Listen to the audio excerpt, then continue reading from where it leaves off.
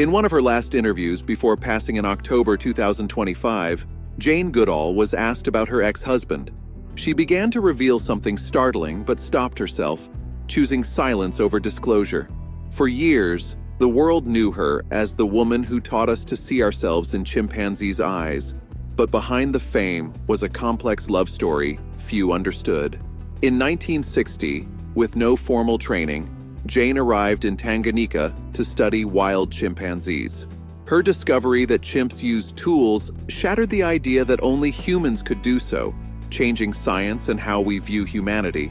But her work was more than facts. It was about empathy, seeing personality where others saw instinct. Life in Gombe Stream was harsh and isolating. Communication was slow, and Jane relied on her resilience and curiosity to carry on.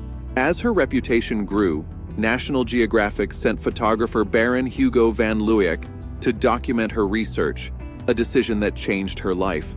Though initially reluctant, Jane and Hugo formed a deep bond in the wilderness. Their story was about science, love, sacrifice, and the fragile balance between them. Hugo's photography wasn't just technical, it was emotional and intimate, bringing Jane's research to life and proving to skeptics that chimpanzees are much like us. Thanks to his photos and film, everything I was saying was confirmed, Jane said. Amid the forest and chimp calls, their connection grew quietly, united by curiosity and respect. They married in 1964, blending intellect and adventure, a primatologist and a photographer revealing the natural world together. For a time, they were a dream team, but tensions grew as Jane's devotion to Gombe clashed with Hugo's restless desire to explore beyond it. Their unconventional marriage began and continued in Gombe, working side by side through camera and notebook. Together, they painted the first intimate portrait of our closest animal relatives. His photos of Jane with the chimps, calm, patient, confident, became iconic symbols of science and grace. Their days followed a simple rhythm, waking to forest sounds, eating modest meals, and tracking chimpanzees through the wild. Evenings were spent cataloging data and reviewing photos by lantern light, a life stripped of distractions, bound by shared purpose. It was everything Jane ever wanted. She built her foundation alone, but with Hugo, she saw a future for her work. Yet Hugo longed to explore beyond Gombe. In 1967, their son, Hugo Eric Grubb, was born, turning their camp into a family home. Jane balanced motherhood, marriage, and science, but isolation magnified both joy and strain. Life at Gombe demanded full dedication. Hugo's frequent National Geographic trips clashed with Jane's rooted research. What once felt like freedom slowly became a growing divide. Jane remembered those years fondly, a good marriage based on respect. But beneath it was a quiet truth. Their lives revolved around a greater purpose. Every goodbye echoed a choice: stay with the chimps or follow the man she loved. Together, they revealed new insights into animal intelligence. But a quiet shift began. When National Geographic cut funding, Hugo's assignments ended, and he moved on to film elsewhere. For him, movement was essential. Jane could not leave. Gombe was her life. She had watched generations of chimps grow and die. "I couldn't leave Gombe," she said. "I had to stay." Slowly, their marriage drifted apart. Her commitment and focus, which made her extraordinary, also made the marriage impossible.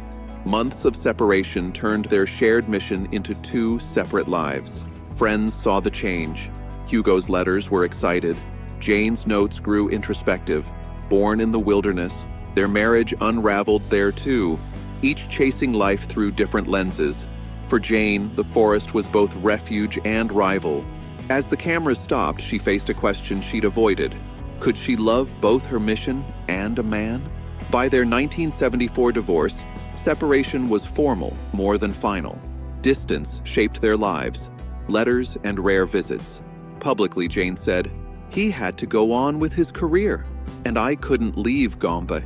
Her words carried sadness, not bitterness, but the pain of choosing mission over marriage.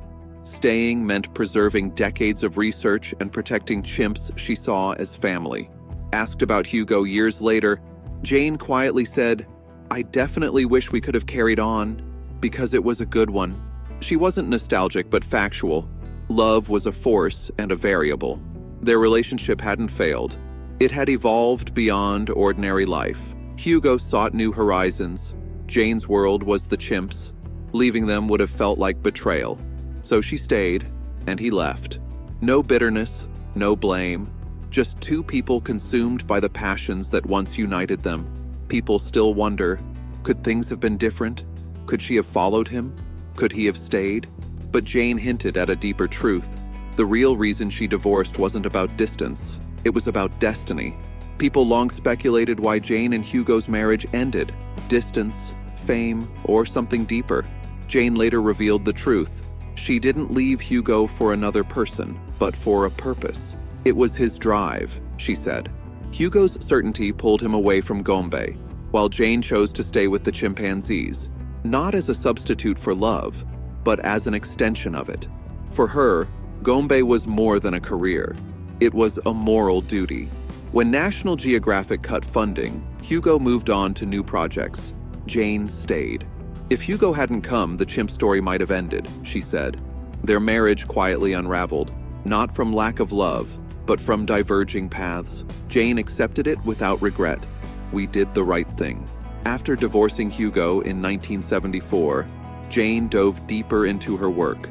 In the early 70s, she married Derek Brysonson, Tanzania's parks director, a man who protected Gombe and shared her mission. Their marriage was quieter, built on stability and purpose. But Derek's life was cut short by cancer in 1980. Jane reflected that without Derek, Gombe might not have survived. Without Hugo, the chimp story might never have been told. She never remarried. I didn't meet the right person, she said. Her truest partner was always Gombe. When Jane Goodall died in 2025 at 91, she was still inspiring the world. She spoke of her marriages as essential chapters, different kinds of love tied to the life she chose. Tributes came from leaders, conservationists, and those who knew her best. They remembered her greeting chimps like old friends, living not just among them, but as a bridge between worlds. When she once said her favorite animal wasn't the chimp but the dog, it surprised many. But it revealed her belief. Love, whether for person, animal, or cause, is loyalty. Showing up, staying true, protecting the vulnerable. In her last TV interview, she said simply, "If I had left, there would be no Gombe, no long-term study, no understanding of what we share with the chimps. Sometimes love asks you to stay when everything else tells you to go." Jane's life was defined by that choice, the courage to follow purpose, even alone. Her story isn't about heartbreak, but the extraordinary beauty of devotion. She didn't just study the wild, she became part of it. What do you think? Can choosing purpose over love ever be called a sacrifice? What would you have done in Jane's shoes? Drop your thoughts in the comments. Thanks for watching. See you next time.